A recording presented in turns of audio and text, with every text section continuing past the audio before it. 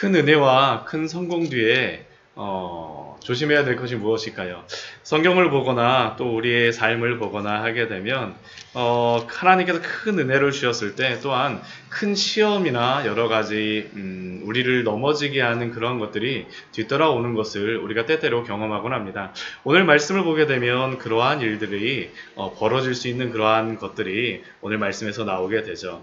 오늘 그 10절 말씀을 보면 이 어제 말씀에서 르우벤과 므낫세와 반지파가 돌아가겠다라고 하자 이스라엘의 그러한 여러 지파들과 또한 여호수아가 그들을 축복하며 환영 속에 그들을 보내줍니다. 그들이 얻었던 그런 전쟁에서 얻었던 여러 가지들이 탈취물들을 가지고 그들에게 나눠줌으로 말미암아 그들이 돌아가는 그러한 모습들. 그런데 그들이 그렇게 돌아가면서 행하였던 것이 무엇이냐면 요단가에 큰 제단을 쌓았다라고 기록하고 있습니다. 그리고 그게 얼마나 컸던지 큰 제단이었다라고 성경에 기록합니다. 보기에 큰 제단이었더라. 그런데 이러한 큰 제단을 쌓았다라는 소식이 이스라엘 여러 자손들에게 들려졌습니다. 그래서 이 르우벤과 갓과 므낫세 반지파가 가나안 땅의 맨 앞쪽 요단 언덕에 제단을 쌓았다라는 그러한 소리를 듣자 놀랍게도 이러한 소식을 듣자마자 반응했던 이스라엘 사람들의 반응이 무엇이냐 하면 이스라엘의 온 회중이 실로에 모여서 그들과 싸우러 가려 하니라 라고 기록이 되어 있습니다. 아니 불과 얼마 전까지만 해도 바로 하루 이틀 전만 해도 며칠 전만 해도 이렇게 전쟁에 승리하여서 은혜를 나누고 함께하였던 이러한 사람들이 변덕도 이러한 변덕이 없죠. 그냥 갑자기 그냥 실로에 모여서 싸우러 간다라고 하는 이러한 이들의 모습들. 근데 이러한 이들의 그러한 태도는 이유가 없는 것이 아닙니다. 이들이 쌓았고자 했던 제단을 쌓았다라고 이렇게 오늘 말씀에 기록하고 있는데 이들이 제단을 쌓았다라고 하는 것은 두 가지의 그러한 의미가 있습니다.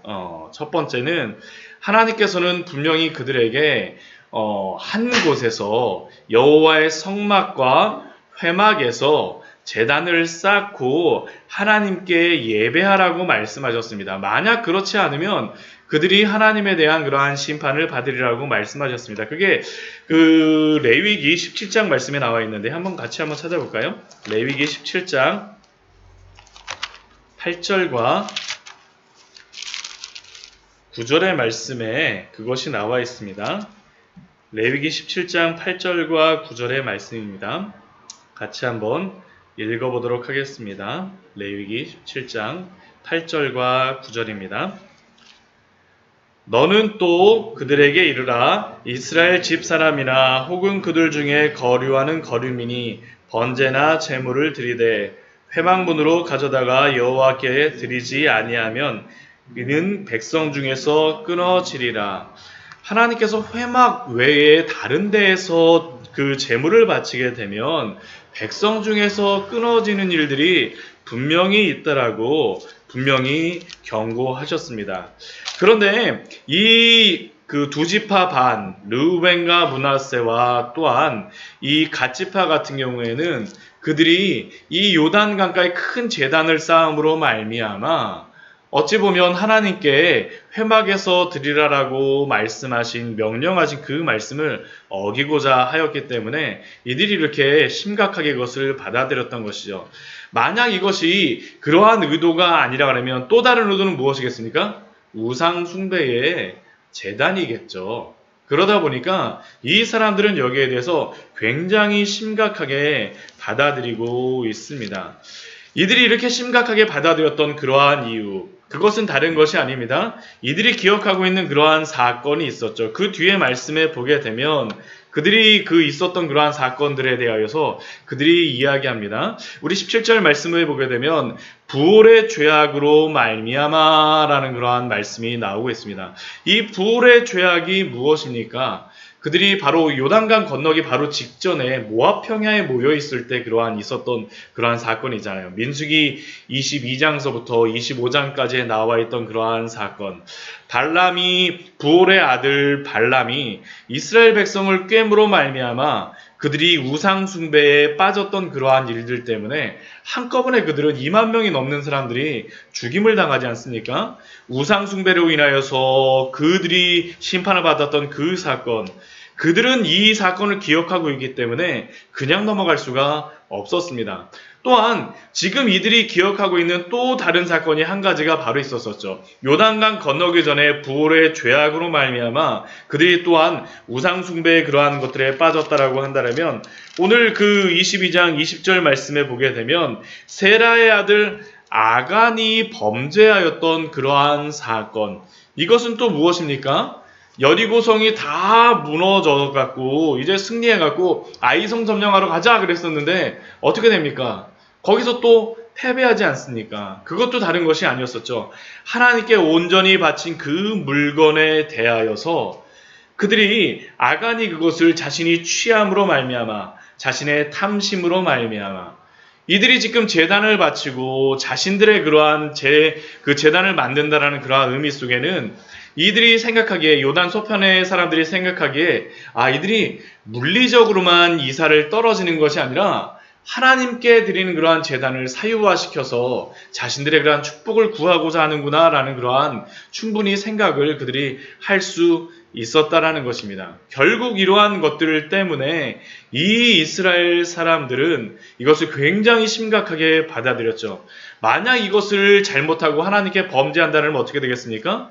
이전의 부올의 죄악과 같이 또한 이 아간의 그러한 범죄와 같이 이스라엘 백성들이 하나님께 또다시 심판을 받는 그러한 일들, 죄에 대하여서 벌을 받는 일들이 없을까라는 것이 그들의 그 굉장한 마음속에 있었던 그러한 경고의 마음이었었고 또한 이러한 일들이 있으면 안 되겠다라는 것이 그들의 마음이었습니다. 그러니까 그들 중에 어떤 사람들은 어떻게 생각했었던 겁니까? 실로에 모여서 그들과 싸우려 가자라고 이야기까지 하였던 것이죠. 굉장히 하나님의 말씀에 대해서 면도날 같이 진짜 막 쫙 날이 서 있는 상태입니다. 정말 면도날 같이 막 날이 서 있는 상태이죠. 그러나 이들이 면도날 같이 날만 서 있는 사람들은 아니었습니다. 참 이들이 지혜로운 사람들이었던 것 같아요. 제가 이 말씀을 보면서 참 이스라엘 역사 속에서 하나님 앞에 이렇게 깨어 있었던 시대가 많지 않았구나라는 그런 생각을 합니다. 이때가 바로 정말로 가장 깨어 있던 시대가 아닌가라는 그런 생각을 하는데 이들이 한편에서는 실로에 모여서 그들과 싸우려 하려고 하지만 또 한편에서는 어떻게 합니까? 13절 말씀에 보게 되면 이스라엘 자손 중에 그 엘르아살의 아들 비느하스 그 제사장이었었죠. 엘르아살의 아들 비느하스를 길르앗 땅으로 보냄으로 말미암아서 그들이 정말로 어떤 의도로다 그러한 일들을 행하고자 하는지를 알고자 합니다. 비느하스만 보내는 것이 아닙니다. 또 누구를 보내냐면 이스라엘 각 지파에서 한 지도자씩 지도자를 보내서 그들이 어떠한 마음으로 이렇게 하고자 하는지를 그들이 알고자 하죠. 이 비느하스 같은 사람은 어떠한 사람입니까? 아까 방금 전에 제가 말씀드렸던 이 부올의 죄악, 이 부올의 죄악이 있을 때 이것을 하나님 앞에서 해결하였던 그러한 사람이 바로 이 비느하스 아닙니까? 하나님 앞에 범죄하였던 시므온 지파의 그러한 사람과 그러한 그 미디안 여인을 또한 이 비느하스가 창을 들어서 하나님의 그러한 마음을 가지고 심판하였던 하나님의 그러한 도구로 쓰였던 사람이 바로 이 비느하스였죠. 그러다 보니까 아마 비느하스와 이 여러 지파의 그 사람들, 천부장들, 지도자들을 보내서 이들이 무슨 마음으로 이러한 것을 하려고 하는지 그들이 알아보고자 합니다. 그리고 이들이 갔을 때에 이들이 그들에게 질문하는 것들이 있습니다. 우리 16절 말씀해 보게 되면 그들이 가갖고 이 두 지파 반에게 질문을 하죠. 그들에게 말합니다. 권면을 합니다. 너희가 어찌하여 이스라엘 하나님께 범죄하여 오늘 여호와를 따르는 데서 돌아서서 너희를 위하여 제단을 쌓아 너희가 오늘 여호와께 거역하고자 하느냐? 오늘 너희가 왜 거역하고자 하느냐라고 그들에게 권면하고 있습니다. 만약 그렇게 한다면 그것이 바로 부올의 죄악이 아니냐라고 또한 이야기하죠. 또한 그들은 이렇게 권면하고 그렇게 말하는 것뿐만 아니라 또한 그 경고도 하죠. 만약 너희가 오늘 이 18절 말씀 보면 너희가 오늘 여호와를 배역하면 내일은 그가 이스라엘을 온 회중에게 진노하시리라. 그러니까 그러한 죄를 범하지 말고 돌아오라라고 그들에게 권면합니다. 근데 19절 말씀 보면 참 감동적인 그러한 말씀이 오늘 나옵니다. 우리 19절 말씀 같이 한번 읽어보도록 하겠습니다.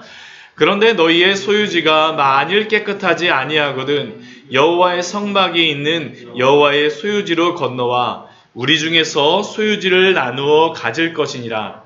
오직 우리 하나님 여호와의 제단 외에 다른 제단을 쌓음으로 여호와를 거역하지 말며 우리에게도 거역하지 말라.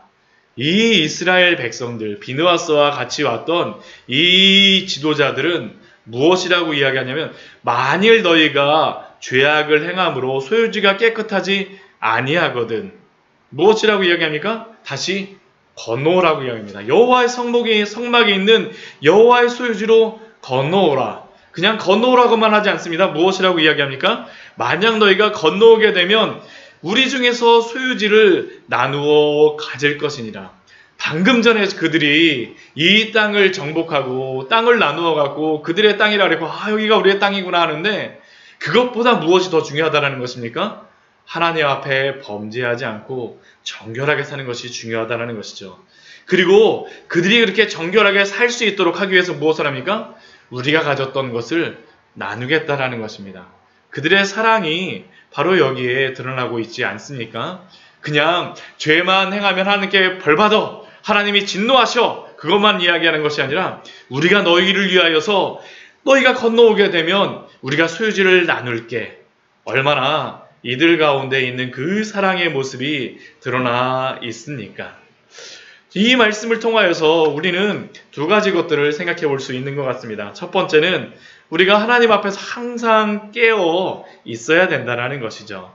아까도 말씀드렸었지만 사실 이 뒤에 사건을 보게 되면 이들이 이렇게 행하였던 것은 오해에서 비롯된 것입니다. 요단 동편 지파가 원래는 선한 목적으로 이렇게 하였었지만 이것을 이 서편 지파에게 알려주지 않음으로 말미암아 오해에서 벌어진 그러한 사건들이었었죠.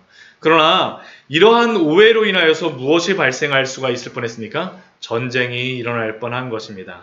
그런데 이러한 전쟁이 일어난다면 가장 좋아하는 그러한 대상이 누굴까요? 그것은 바로 사단이지 않겠습니까? 이것처럼 좋은 게 어디 있습니까? 하나님의 백성들이 그 안에서 그들끼리 싸워서 막 치고받고 하다가 넘어진다면 그 사단은 진짜 손에 진짜 휴지도 뭐 사용하지 않고 그냥 코 푸는 그러한 일이 아닙니까? 너무나도 그런 쉬운 것이죠. 그런데 이러한 일들이 사실은 우리의 교회 속에서도 왕왕 벌어지고 또한 성경에서도 이 하나님의 백성들을 쓰러뜨리고자 하는 그러한 사탄의 아주 간악한 그러한 지혜죠. 우리는 이러한 것들에 빠지지 말아야 합니다. 만약 교회 안에서 이러한 분쟁이 발생한다면 어떻게 되겠습니까? 하나님이 우리에게 주신 그러한 사명, 하나님이 우리에게 주신 그러한 일들을 감당하게 되지 못하기 때문입니다. 그래서 우리는 날마다 영적으로 깨어 있어야 할 줄 믿습니다.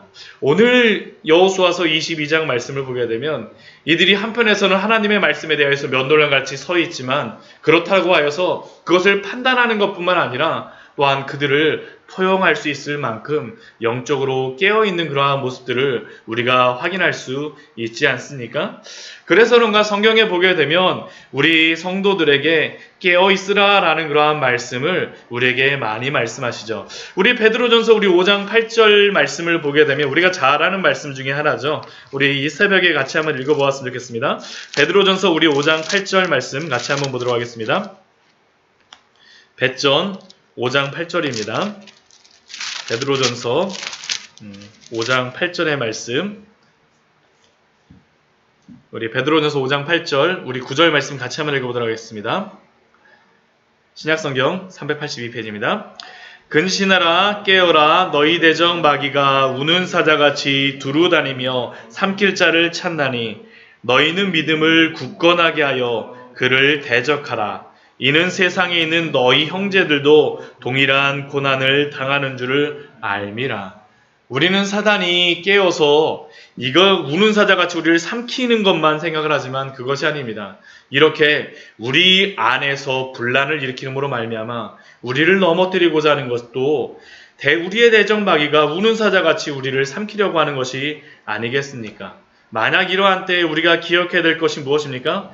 우리의 형제들도 동일한 고난을 당하는 줄 알아서 또한 그들에게 우리가 믿음의 굳건하게 섬으로 말미암아 같이 대적하는 일들, 같이 서가는 일들이 우리에게 있어야 될 줄 믿습니다. 또한 골로새서 4장 2절 말씀에서는 기도를 항상 힘쓰고 기도에 감사함으로 깨어 있으라라고 말씀하므로 또한 우리가 깨어 있기 위하여서는 날마다 또한 깨어 있는 영적인 전투를 해야 됨을 우리에게 알려주십니다.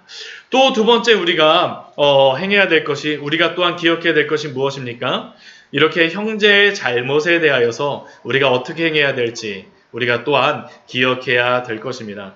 오늘 이스라엘 백성들의 이러한 아름다운 그러한 섬김들, 아까도 저희가 읽었었지만 오늘 여호수아서 22장 읽었던 그러한 말씀, 우리 19절 말씀에 보게 되면 무엇이라고 말씀합니까? 만일 너희의 소유지가 깨끗하지 아니하거든 건너오라. 우리 중에서 소유지를 나누어 가질 것이니라. 그들에게 대하여서 단순히 잘못했다라고만 지적을 하고 하나님의 진노에 대해서만 경고를 하는 것이 아니라 그들을 사랑함으로 말미암아 세워주고자 하는 이러한 모습들, 우리 광야의 샘교회에 이러한 모습이 있었으면 좋겠습니다. 날마다 깨어있음으로 말미암아 하나님 앞에서 우리에게 주신 그러한 아름다운 일들을 감당하는 우리 광야의 샘교회 되기를 소원합니다. 같이 기도하도록 하겠습니다. 하나님, 오늘 또한